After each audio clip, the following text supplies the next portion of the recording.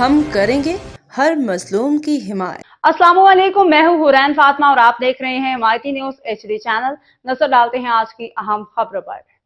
سانگھڑ نہری علاقوں میں جس طرح نیم کا درخت ٹھنڈی چھاؤں کے لیے لگائے جاتے ہیں، اسی طرح ریگستانی علاقوں میں کھبر کے درخت قدرتی طور پر لگنے ہیں جو ٹھنڈی میں آرام کرتے ہیں۔ اس حوالے سے بات کرتے ہیں اپنے نمائندے اشفاق سلیری سے۔ جی، اس وقت میں اچھرو تھر کے اندر موجود ہوں۔ اچھرو تھر کے اندر جس درخت کے پیچھے میں کھڑا ہوں، جو میرے اسکرین پہ نظر آ رہا ہے، اس کو کھبر کا درخت کہا جاتا ہے۔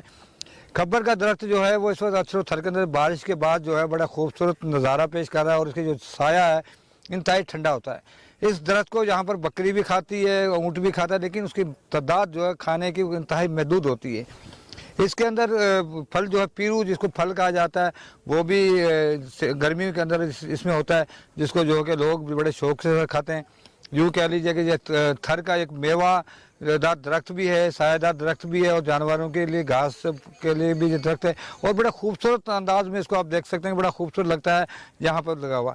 سایہ اس کا انتہائی ٹھنڈا ہوتا ہے، اور لوگ جو ہے جو سارا دن گرمی میں تھکاوٹ کے بعد ان درختوں کے نیچے بیٹھ کر سکون سے سوتے بھی ہیں۔ جی، باخبر رہیے ہر جگہ ہر وقت، جانیے ملکی و غیر ملکی حالات و واقعات یقین کے ساتھ۔